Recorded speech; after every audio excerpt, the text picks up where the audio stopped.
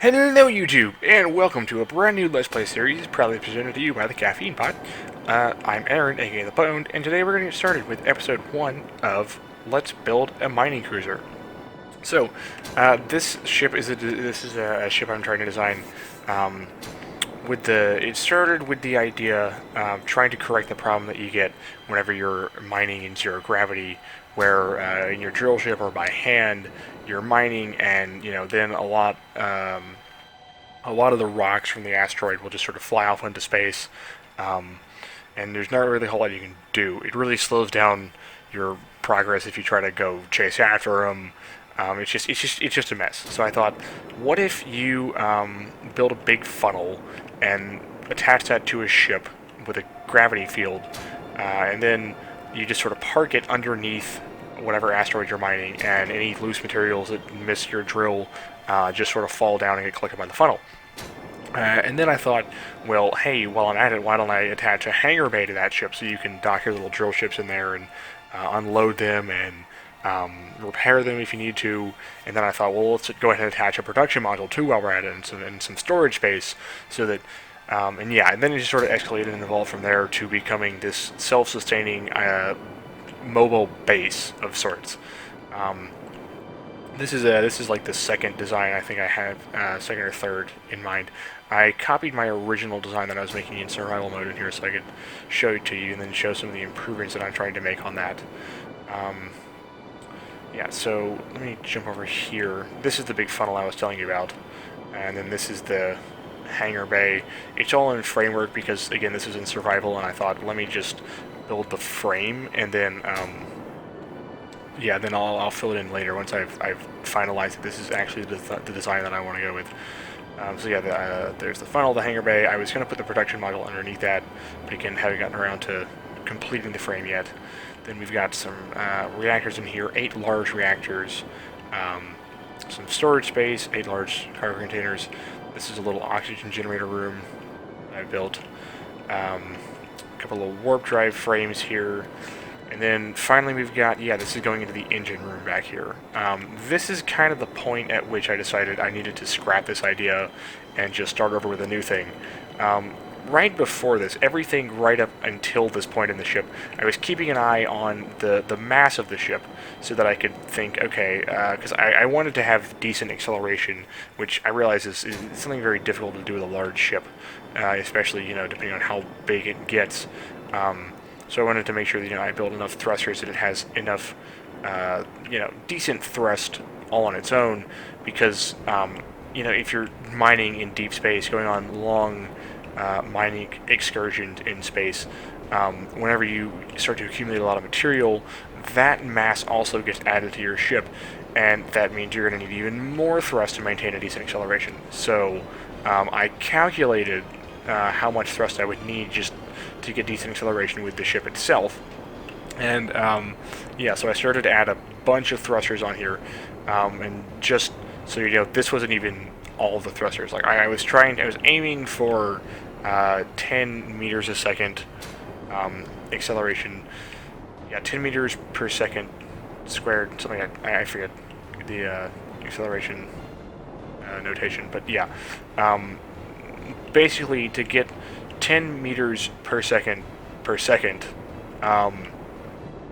I needed, I think, 100 thrusters on the back in any direction, and this is only 100 large thrusters, and this is only about 34. And see, the biggest problem is that in building all this, not only it looks really tacky, it looks really tacky compared to the rest of the ship. I was going to try and fill that out to make it look less awkward, but even then, the biggest problem is that the mass of the ship actually tripled in building this. It actually tripled the mass just in adding all the thrusters that I would need to have some semi-decent acceleration. And so at that point I realized, okay, there's got to be a better way to do this. Like, this is not going to work just in one direction. Forget having side thrusters and front thrusters and up and down and all that stuff. Like, this is ridiculous.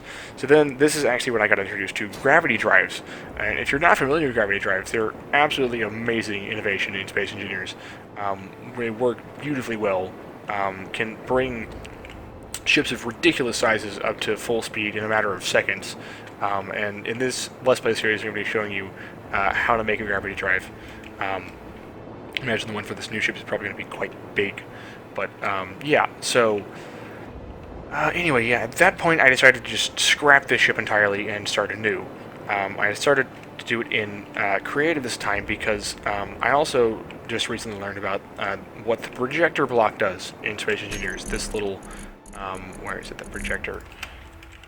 This thing right here. You guys are probably familiar with blueprints in Space Engineers and how you can copy-paste ship designs into your world in creative mode. Well, the projector allows you to do that in single-player mode. It'll make a little holographic image of the ship blueprint that you've loaded into it, and then you can use a welder, and you can just start building the ship from that holographic blueprint. It's very handy. I learned about it watching the Space Engineers YouTube channel, so yeah, if you haven't, or if you don't watch it and you play Space Engineers, I very strongly recommend going and checking out their channel. They post they post constant updates on features and new blocks and stuff that they add into the game, and they show you how it all works and stuff. Yeah, I regret not watching it sooner. I missed a lot. And yeah, it really helps. It really helps if you are serious about playing Space Engineers. So, anyway, let me go and give you a quick tour of this ship and its features, and then we'll get started on continuing the design here. So let me drop down in here.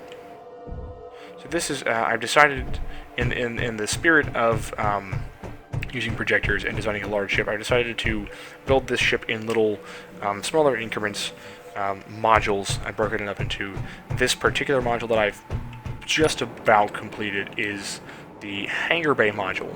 So here I've altered the design significantly from the previous one. As you can see, you no longer come in from the sides and just sort of land in the middle. With this design, you actually enter from the bottom and then come up and land in either of these side hangar bays, like so. This one I've also increased the room here, whereas in the old one you probably only had room for about 3 or so small drill ships. In this one you've got room for 8 small drill ships of varying sizes. So yeah, one of the other new features that I've added in here is this little prototype robot arm. I really would like to show you guys this, but it's still in prototype stage and it doesn't quite work the way I'd like it to. It's a little bit awkward and bulky, and the controls are really weird because you can't really use at least not to my knowledge, can you use the mouse to control all of these rotors and pistons and from all these angles, so you have to have all these different controls to move each one of these joints here, and it's just kind of awkward, and it doesn't quite work the way I want it to yet. So hopefully I can show you guys that in a later video. But yeah, moving on from that, another thing that I wanted to improve on in this ship now that I didn't do previously is instead of waiting until I get to the end of the design, or like once I have all the main modules and then start building an engine room where all the engines are held, I've decided I'll start keeping an eye on the mass of each module and then putting, a decent number of, a fair amount of engines and gyroscopes in each of those modules, so that each module can kind of hold its own, and then when you put them all together, it's not an overload on thrusters to try and propel this ship forward. If we jump over to the other side here, run over to the other side of the hangar bay, we'll see the hangar bay control room. So we go to this hallway here, and that's going to be the elevator shaft that goes up to the next level, the production module. And here we've got buttons that control the blast doors here, buttons that control both hangar bay doors, both sides here. And the main purpose of this flight seat here is, you can see I equipped the toolbar with a bunch of remote timer or remote control blocks.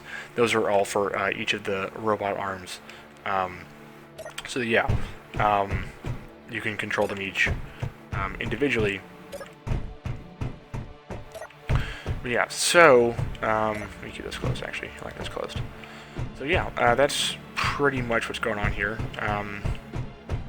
I'd say I've learned a good bit in just designing this and scrapping the old designs and stuff, and trying to do my best to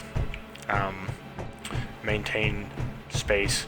And yeah, hopefully you guys will get some good tips and tricks out of this video.